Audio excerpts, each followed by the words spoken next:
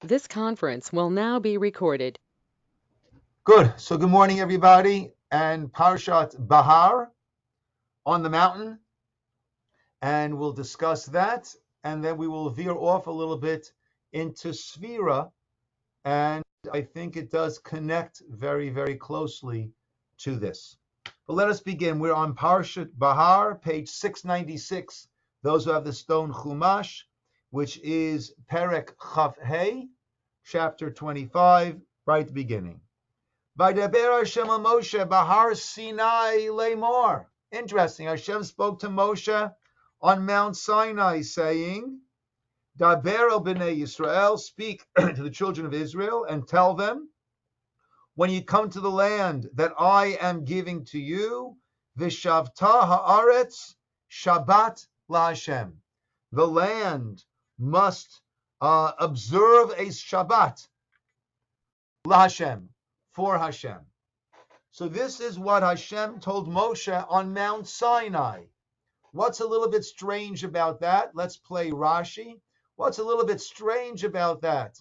So God told Moshe about Shmitah, the sabbatical year. He told them about that on Har Sinai. What's a little strange, my friends?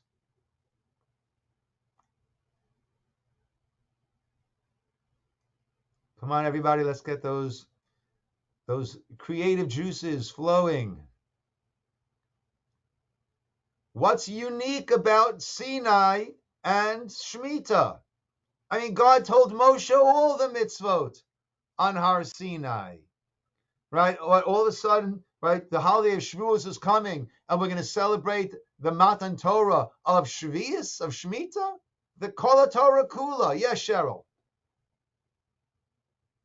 So is that the 50th year that they're going to be the Jubilee year that we're talking about? First, we're going to talk about the Shemitah year, every 7 years, and then we're going to speak about the 50th year, the Jubilee year. Okay, well, that was what Right. I was going to talk about. Never mind. Right, but either way, right, Rashi asks, Ma inyan Shmitah etzel Har Sinai. What is the issue of Shemitah that it is uniquely connected to Har Sinai? All the mitzvot were given on Har Sinai. The whole Torah was given, not the Torah scroll that we have. Right? People have a misconception, right? Moshe did not have the entire Torah on Mount Sinai. If he did, I assure you he would not have hit the rock. Right? If he had the Torah that said Moshe wrongly hit the rock and therefore cannot go into the land of Israel, I assure you he would not have hit the rock.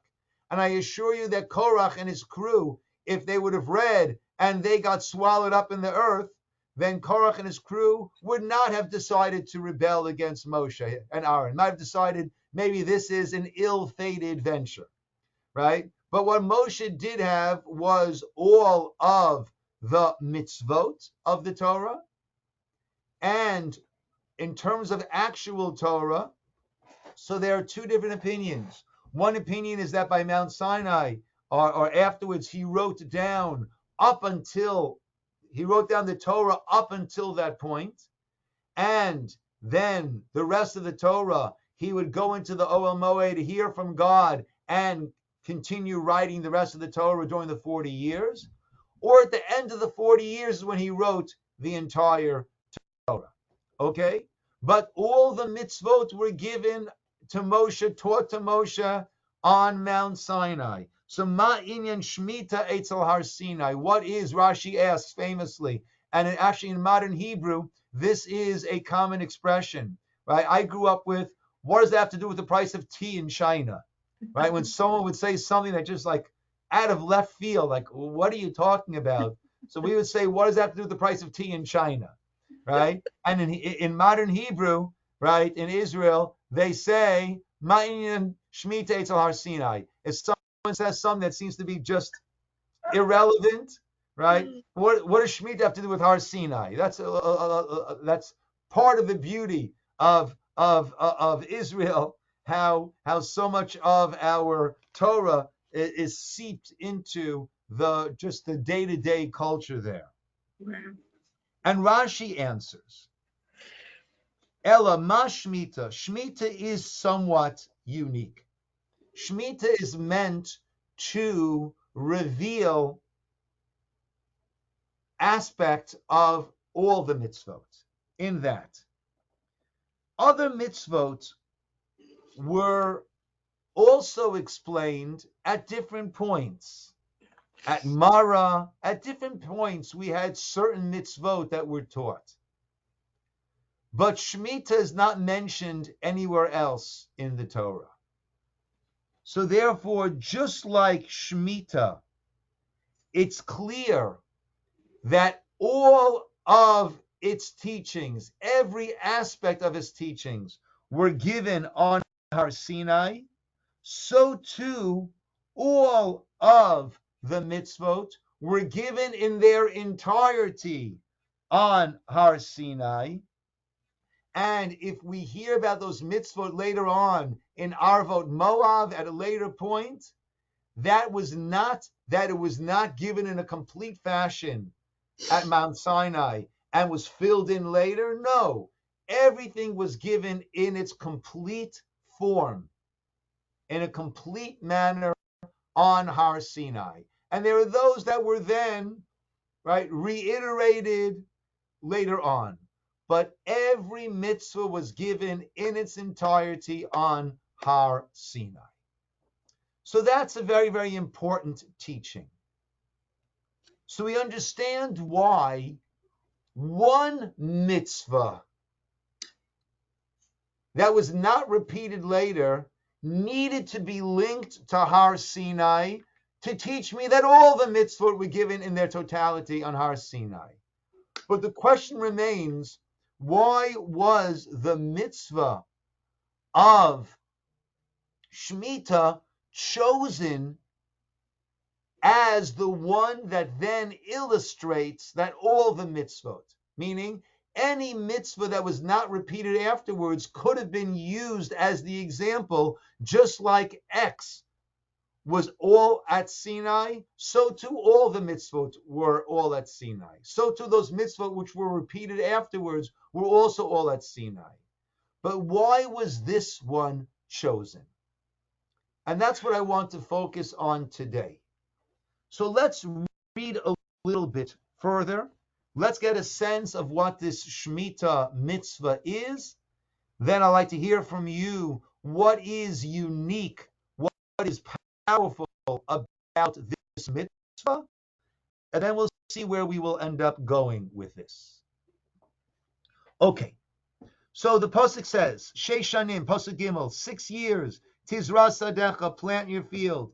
Sheish shanim, tizmor kamecha, 6 years, prune your vineyard. Va'asavta et tvuata, and you can gather its crop, its produce.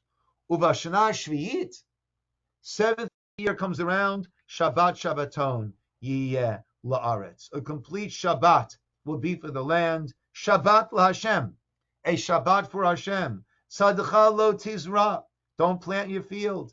Karmecha lo tizmor, don't prune your vineyard. Etzefiach kitzircha lo tiktzor. Ve'et invei nizirecha lo tivtzor. Right? The sefiach, the aftergrowth, do not reap. The in vain nizirecha, the grapes that you set aside for yourself, lo tivtzor, do not harvest them. Shnat Shabbaton, a year of Shabbaton, of rest, will be for the land. Vaita Shabbat aretz lachem liachla. Now, don't think that you can't eat. No.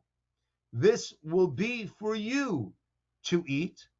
However, l'cha, for you, ula avdecha, for your servant, v'lamatecha, your maidservant, v'lischircha, and for the person who's working for you, ula toshavcha, and for other residents, hagarinimcha, v'livemtecha, and for the animal, v'lachaya, and for the beasts in your land. Tiyeh kol tvuata le'achol. All of the produce will be there for you to eat. And then we go into the next mitzvah, that Cheryl had mentioned before. Pasuk Chet. V'safartelcha, you will count Sheva Shabbatot Shanim, Sheva Pamim. You'll count 7 of these cycles. Vayalecha Yemei Sheva Shabbatot Shanim Teshva Shana, right, 49 years. And then Vavarta Shofar Trua, you will sound the shofar, the blast of the shofar, on the 7th month, on the 10th day of the month. That happens to be Yom Kippur, right? 10th day, 7th month. Yom Kippurim, Taviru. And what happens? Pasuk Yud, page 698. We will sanctify this 50th year. And what happens? Kratem Dror Ba'ar T'chol Yoshveh. It'll be freedom, jubilee for all of its inhabitants. People go back to the lands that they sold. The lands come back to them. People are slaves. They are freed. They go back, and it's another Shmitah year. Verse 11, you don't harvest, etc., etc. So that is this 50th year. Okay. So coming back to our original question, what is unique, or what is a special lesson about Shmitah that we might say that's why this was chosen amongst all the other mitzvot, which were not repeated at Arvot Moab in the plains of Moab later on in the Torah? Of all those mitzvot, we need to choose one to show, just like this mitzvah was not broken up in its transmission all at Sinai, so to all mitzvot. Why choose specifically this mitzvah of Shemitah? And then let's see how it might apply to Yovel, and then let's see how it might apply to Sfir to Omer, where we are now. So what do you say? What is this mitzvah of Shemitah?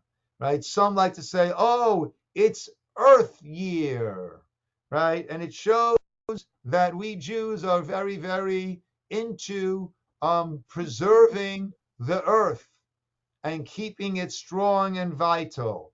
Now, there is some truth to that, meaning we recognize that we are caretakers of this world, and we have to be very judicious and respectful in our usage of this world to not destroy this world. There's a medrash that Hashem, I believe, said to Adam Harishon, said to Adam, right? I've given you this beautiful place. Don't ruin it, right? Take good care of it. You are the entrusted caretakers of this.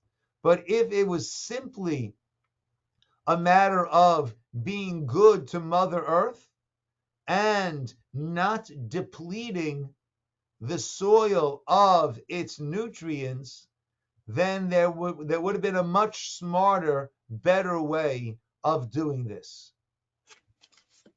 What might that have been? What would have been a better way to preserve the nutrients of the earth?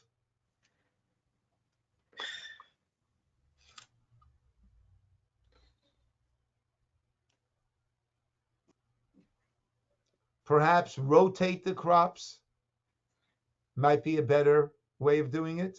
Or if you have to actually leave the land without anything being planted in it, instead of everyone picking the same year, which is going to cause problems, right? Going to cause a lot of problems, right? People are going to say, well, what are we going to eat? Right? How are we going to manage this? Instead of that, have different areas, right? Divide the country into 7 portions, and every year one of those areas won't be planting, and they'll be supported by the other areas. And that way, every year, you've got your 6/7 of the food being produced, and everyone is good. Or tell me as an individual, right? I should leave some of my field, right? Within every 7 years, every part of the field needs to be left unplanted so that it can rejuvenate itself, right? But to have me, all of my property, and not just me, but all of Israel, the same year, right? That is crazy. That's a crazy way of saving the earth. Yes, Cheryl. So it reminds me of the manna, and the whole purpose of that is to trust Hashem. Okay. So I Okay. think this goes along those lines also, is that Okay. Beautiful. we will be provided for. This is my commandment, and you need to trust me that I will Beautiful. take care of you. Beautiful. Beautiful. Let's expand on that just a little bit. We were in the Midbar. We were in the Midbar, in the desert, and we're being sustained miraculously. Absolutely miraculously. Food falls from the heavens every morning.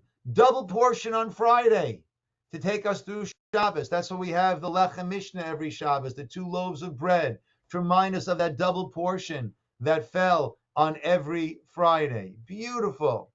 And there was absolute trust, right? There was nothing in the savings account. There was nothing in the cupboard, right? At the end of the day, there was no food left. You try leaving it over, what would happen to it? It'll get all wormy, right? You can't do that. Don't worry. Yom Yom Yamaslanu. Every day Hashem gives us what we need. That was the incredible level of trust that we had built up when we were in the Midbar.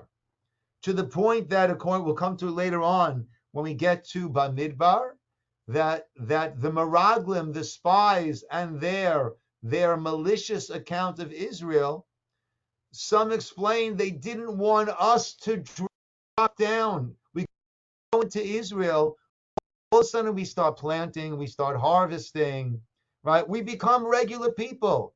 We're no longer living by the bounty of God. You know, they tell a story about, a true story, I believe, about a bagel salesman.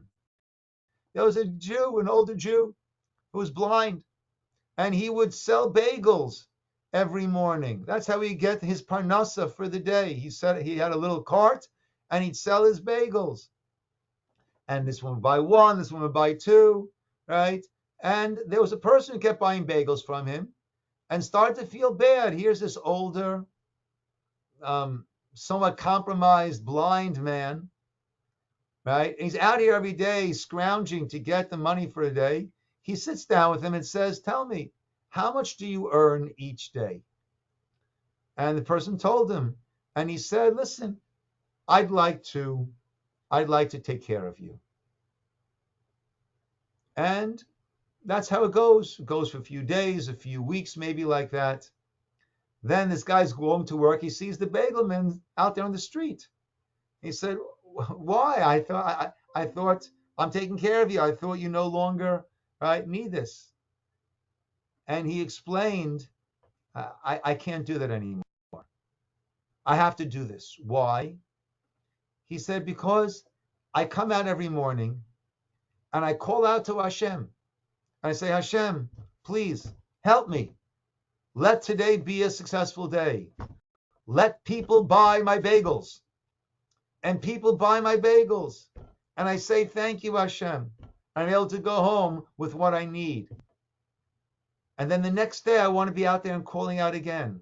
And I can't live without that connection to Hashem, without that calling out to Hashem. That is what was happening with the man. And the danger, as the psukim, as the verses say, when we go into the land of Israel, is that we'll say, "Kochi va'otzem yadi asali etachayel hazeh." Oh, it's my hard work. It's my acumen. Oh, I sold that stock just in time, and I bought this one just before, right? I'm a smart guy. I'm a talented person. All the years of my study, I put in the work. That's why I'm doing so well. It's all because of me. Kochi va'otzem yadi, my strength. And therefore, you have to remember, it's God who gave you the bounty. It's God who gave you the acumen to do that which you are doing. But that's the big challenge in Israel that we didn't have when we were in the Midbar. But again, it's always easy to have the burst, the real The real step is when you earn it, when you make it a part of yourself, when you internalize it, right? We had the Yetziat Mitzrayim, the exodus from Egypt. That was this burst, and now we need to build it up ourselves to get to Har Sinai. And in life, we often have that burst of energy, and then becomes a lot more difficult because that's when we need to build it up on our own. So going into Israel had many, many dangers that accompanied that. But we have a system in place which forces us to be ochlei man, to be eating the man again, to have this complete trust in Hashem, that Hashem is the one who takes care of us. That is where every morsel of food that we have comes from. So that is a very, very beautiful, beautiful idea of the power of the Shmitah year. Okay. That doesn't necessarily help us when it comes to the Yovel aspect. Right? So Yovel is, then we're going to have 2 years in a row, the 49th year and the 50th year, which will serve as our as a double reminder. Okay, another aspect perhaps that we have that Shmitah shows us.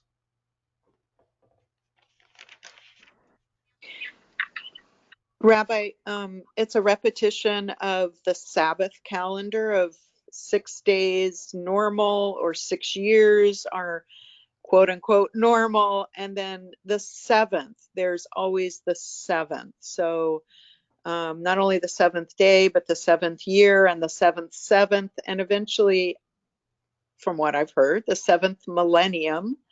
So there's that pattern, that repetition again. Beautiful, Esther. So this is Shabbat LaHashem, right? Shirley, wanted to add something? I was just going to say it's kind of like what we're going through every year when we're counting the Omer.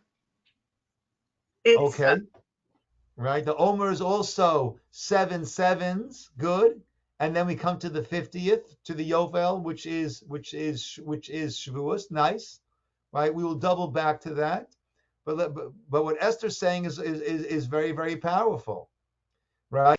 We have our Shabbat of the week to remind us of God as the creator.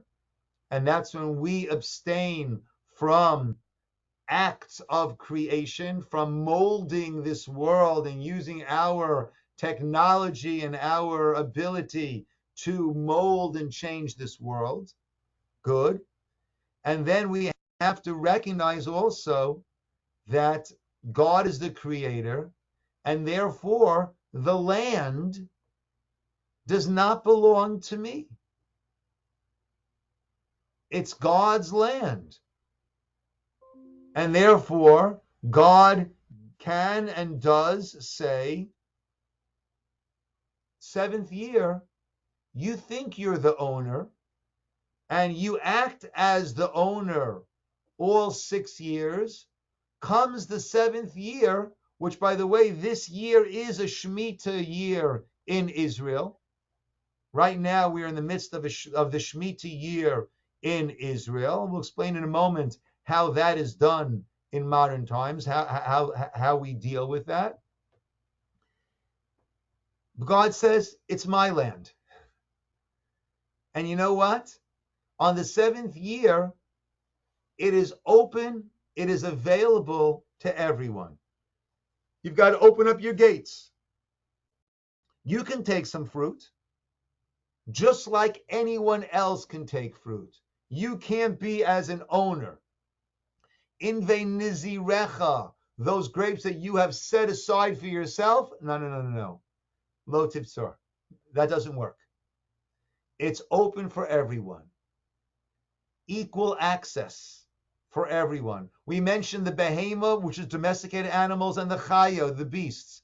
As long as there's out available for the beasts in the field, then you can bring it to your house to feed your animals. Not available out in the field anymore for the beasts, you can't have it in your house. That's called the Zman HaBiur, when you can't have it in your house anymore, right? If it's not available for everyone, you can. That's acting as an owner.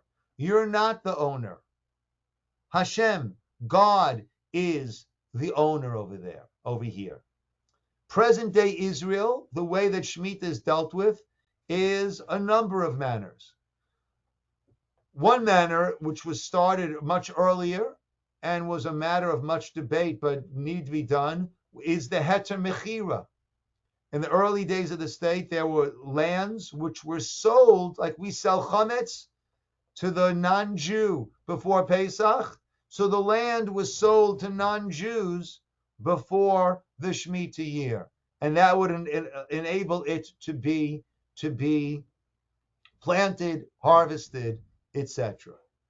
Nowadays, that is a little bit more controversial, a little bit less widely accepted, because we're living at a time where we have the state of Israel. It's not this very, very delicate yishuv settlement of Jews there who could have gone under. So the way it's mostly done now is something called an Otsar Beit Din, which is a very, very fascinating structure. So I've got my vineyard. I'm the owner of the vineyard. I make these top level wines.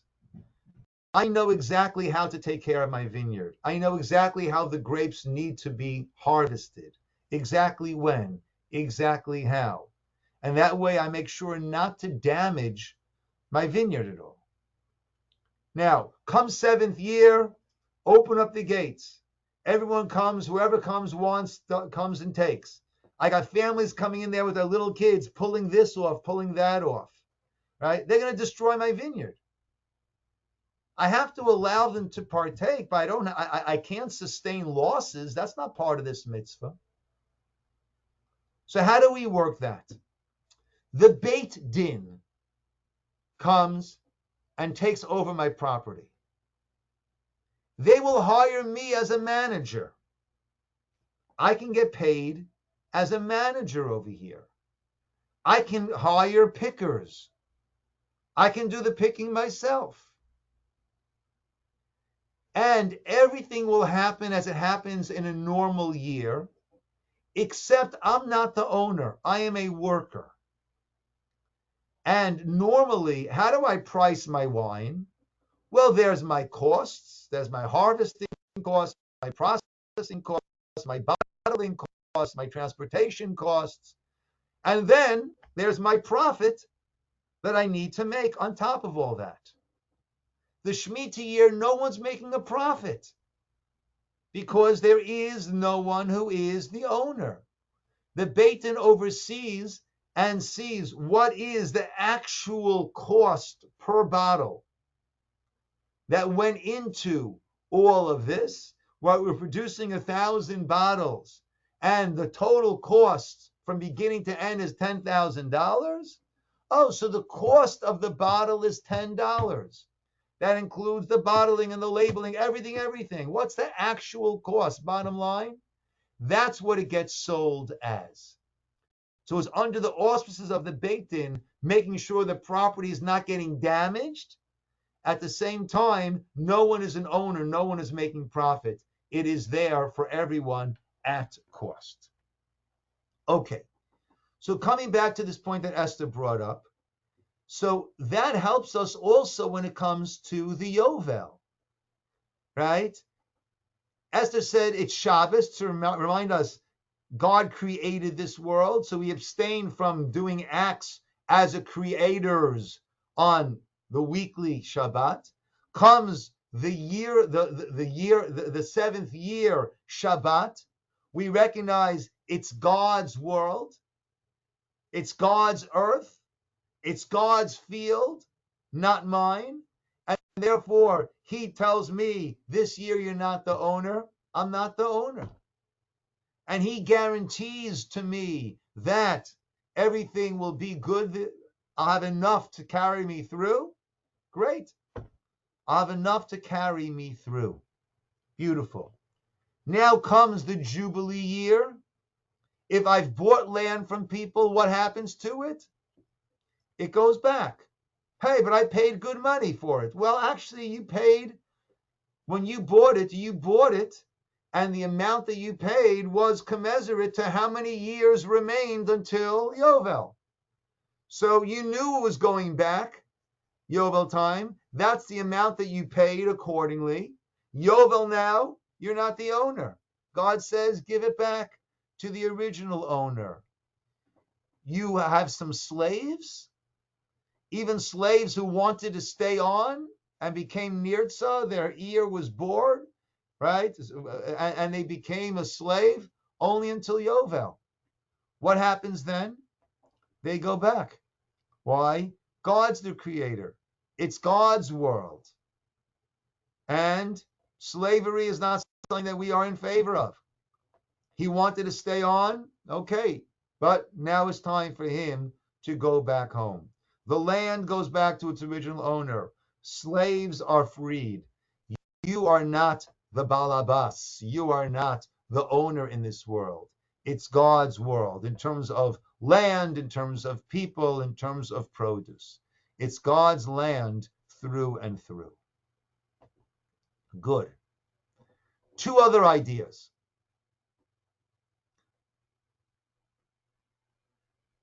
Shmitah attests to the divinity of the Torah. And let me explain.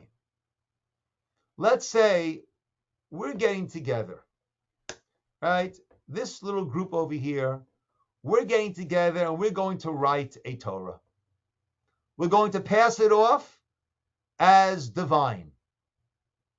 But it's us. We're writing the Torah. We have our little board meeting over here on the Torah to write. So someone says creation story. Oh, great idea. Yeah, that's got to be in there. Great. Let's have some other stuff. Let's have a flood. Oh, that sounds good. Yeah, flood. Everybody loves a good flood story. Great. How about slavery, emancipation? Oh, yeah. That's that pulls the heartstrings. Okay. Oh, but one second. We have to have some commandments in there. Okay, so let's have prayer. Prayer, that's a good thing. Shabbat, maybe a little bit extreme, but okay, we can go with a Shabbat. Some dietary laws, yeah, that's important for a self-respecting religion to have some dietary laws. Yeah, we'll go with all that. Also, I said, I got a great idea. Let's tell everybody not to plant the entire seventh year. And you guys say, Rabbi, what are they going to eat? No problem. We'll write in our Torah that there'll be enough from the sixth year to carry them for the sixth, the seventh, and the eighth.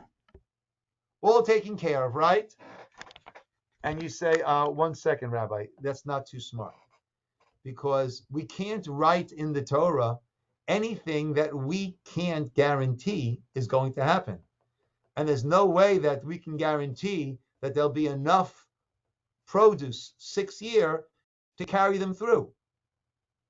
Right? There's no way anyone would put this into the Torah. The only one who could put this into a Torah is the one who can actually guarantee that this will happen. So perhaps another reason why Shemitah was chosen is what's the Ma'inyan Shemitah Eitzel Har Sinai? What is the connection of Shemitah to Mount Sinai? Oh, I'll tell you exactly what the connection is. Shemitah is the proof that there was a Mount Sinai. Shemitah is the clear proof that this Torah was given to us by God. It's not man-made by a bunch of nomads who were traveling through the desert and they pieced together all of this little pieces, and there was this author and that author, and then they all stitched it together. Shmitah is the proof of a Mount Sinai. Now we'll spend just a few minutes on this. There are a number of other places where we also have such a proof. when the Torah is listing the non-kosher animals, it lists one animal that has one of the two simanim, signs of kashrut, meaning there are a number which chew its cud but don't have split hooves, but only the pig has split hooves but doesn't chew its cud. Now the Torah already said it needs to have both of these signs to be kosher. So I know if it has one and not the other, it's not kosher. Why does the Torah list those that have chewing its cud but don't have split hooves, or the one that has split hooves but doesn't chew its cud? So there are different opinions as to what are those three. Which animals are those three which chew their cud but don't have split hooves? What are those referring to? But there's only one that has split hooves and doesn't chew its cud, and that is the pig. Since then, we have discovered the Archipelago Islands that Darwin discovered, and we found so many different species across the world, across the globe. Right? There were no kangaroos, to the best of my knowledge, in the desert when they were traveling through. The people there had a very, very stunted, limited knowledge of the animal kingdom. And yet, to this day, we have never found another animal besides the group of pigs who have split hooves and don't chew their cud.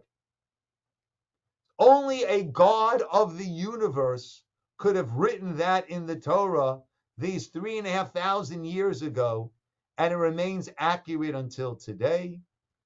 And thirdly, another point is we are told about the mitzvah of being Ola Regel, of ascending to Jerusalem for the 3 pilgrimage holidays.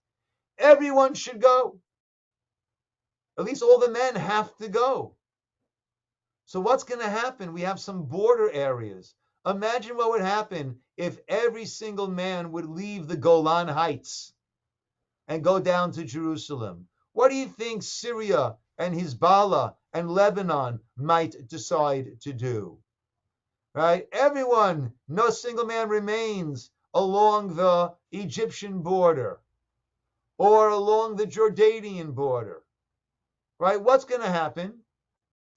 We'll be overrun. The Torah says, don't worry. You won't be overrun. They'll be busy with whatever they'll be busy, and no harm will befall you. How could anyone put that in a Torah? How could you put into a Torah a guarantee that you can't fulfill? How can you put in there knowledge that there's no way that you have the full gamut of such knowledge? So that is the inyan of Sinai of Shmitah Eitzel Sinai. It proves to us that Shmitah, that the Torah came to us from Sinai. One last idea, which I think will then bring us over to the Gemara I wanted to study with us. Hopefully we'll have enough time to do that. What Shmitah does is it humbles me. I'm the landowner. Comes the Shemitah year, I get to experience what the poor people experience, what those who don't have land experience. And if you really want to have true empathy for someone else, you've got to know what they are experiencing. And this is something that builds the camaraderie, builds the empathy, builds the unity. You know, once you get to know other people, once you get to experience what they're experiencing, you relate to them in a completely different manner. So, ma inyan Shmitah Eitzel Har Sinai. If you look back in your Chumashim to page 400, that's back in Shemot, Perek Yud Tet, chapter 19, verse 1. Page 400 in our Simudim, Shmot Yutet Aleph. B'chodesh HaShlishi, in the third month, Nisan Iyar Sivan, the month of Sivan, coming up, when Bnei Yisroel left Mitzrayim. Bayom Hazeh, on this day, Bo Midbar Sinai, they came to Midbar Sinai. Vayis'u, grammatically, and they traveled, plural. Me Refidim, from Refidim. Vayavo'u, plural, and they came. Midbar Sinai, to the desert of Sinai. Vayachanu, plural, and they encamped. Bamidbar, in the desert. What should the next word be? Vayachanu, and they camped. Israel camped there across from the mountain. But after we had Vayis'u, and they traveled, Vayavo'u, and they came, Vayachanu, and they camped, Vayichan, that's in the singular. As if, and he camped. In the singular. Vayichan, not Vayachanu. We had three Vayis'u, and they traveled. Vayavo, and they came. Vayachanu, and they camped. Vayichan, in the singular. Rashi famously brings the teaching of the sages, Ki ish echad belev echad, like one person with one heart. The prerequisite for Kabbalah Torah, for receiving the Torah, was this unity. We were all together. We all felt this camaraderie, this brotherhood, this sisterhood. We were like one. And if we're like one, if you're hurting, I'm hurting. When you're happy, I'm happy. We are Vayichan. We are like one. Perhaps the inyan of Shmitah Eitzel Har Sinai is that Shmitah shows us this idea that we need to be able to empathize and understand how different people are feeling and be there along with them. Okay, I just shared my screen. Do you see the screen?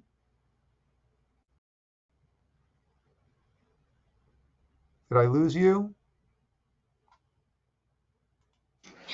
Yes, it's up, Rabbi. It's up. Okay, I don't see you though. 1 second.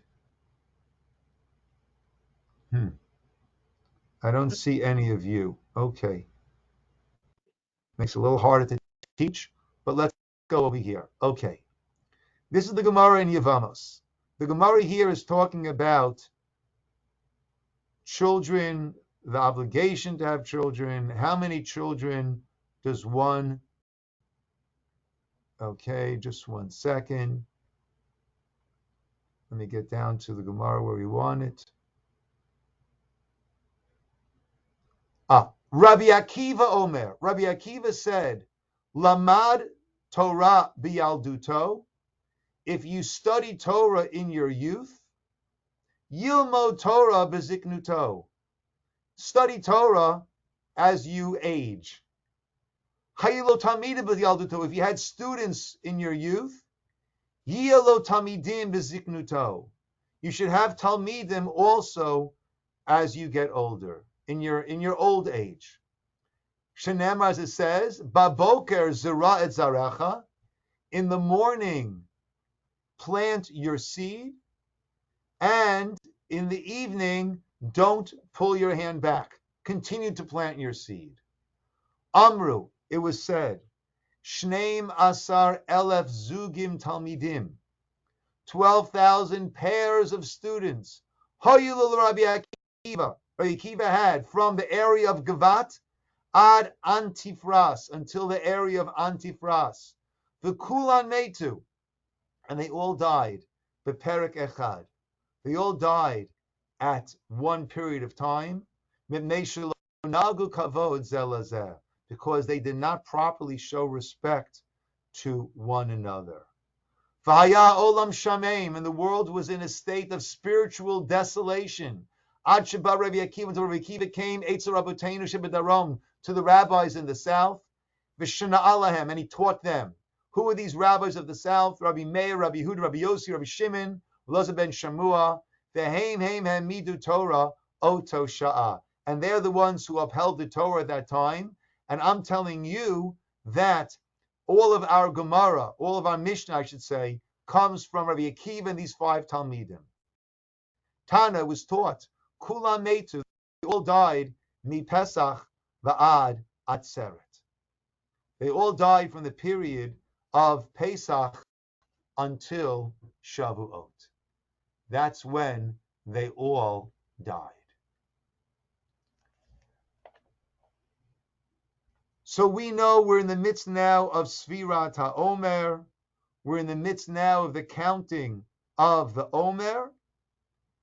And that is the mitzvah of counting. I don't know how to stop sharing my screen. Give me 1 second. That way I could be able to get back to you.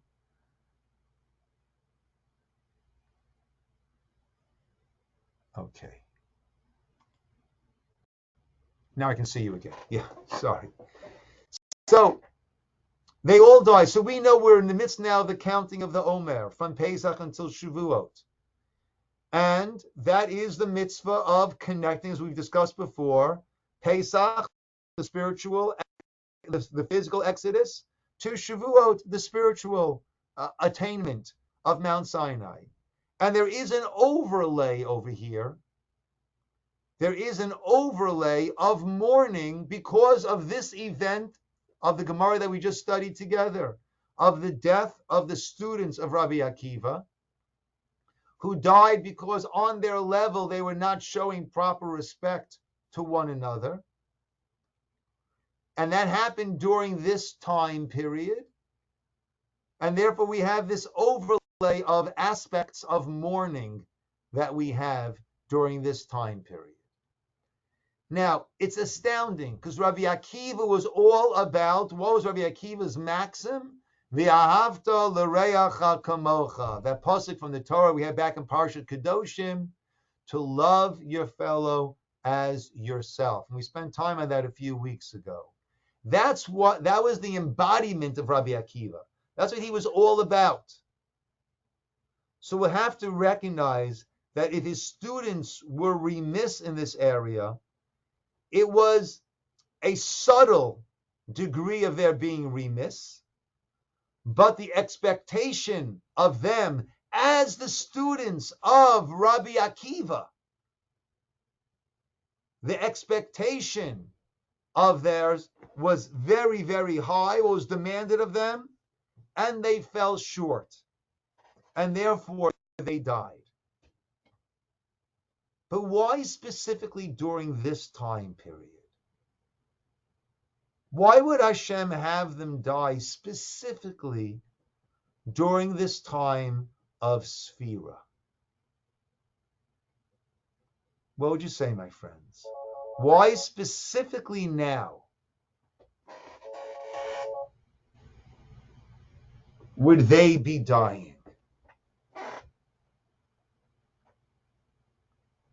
Why would their death be linked to these days between Pesach and Shavuot, between the Exodus and Mount Sinai?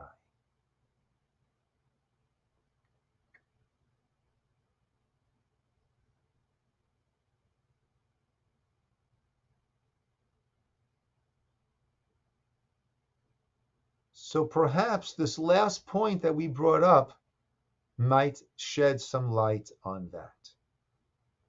This is the time that we're preparing to receive the Torah. Not just that then they receive the Torah, but we are preparing to receive the Torah. As we saw in Parsha Yitro, page 400, Shmot Yitet, Pasuk Bet, what was that prerequisite for receiving the Torah? Vayichan, not Vayachanu, not they camped, but he camped in the singular. There needs to be that sense of unity, that sense of brotherhood, sisterhood, camaraderie, caring for one another, respect for one another. That's what needs to be. And if during this time where one needs to be working on that, if one is remiss in that, then that becomes that much more of a glaring omission, a glaring lacking. Because this is the time that we're meant to be focusing on that. So if during the time of preparing for Matan Torah, where we needed to replicate that Vayichan Yisroel, we were there as one. When they were lacking in that at this crucial time, then that is when they died. So perhaps, like we said before, a fourth aspect of Ma Inyan Shmitah Eitzel Har Sinai, Shmitah teaches us that we need to have that empathy, that care, that walking in someone else's shoes in order to really be Klal Yisrael, the nation of Israel, as we're meant to be. We need to have that empathy, that understanding of what other people are going through. And Shemitah forces us to be in the shoes of those who are less fortunate than we. So we started off the question, Ma Inyan Shemitah Eitzel Har Sinai? What is the connection? Why is Shemitah chosen to teach us this fundamental concept? And we had Cheryl's idea that Shemitah is the bedrock of our bitachon, of our faith and recognition that we're in God's hands. We had Esther's idea that Shemitah is the Shabbat cycle, that this is God's world and we are visitors here, but He is the owner of the world. We had the idea that Shemitah is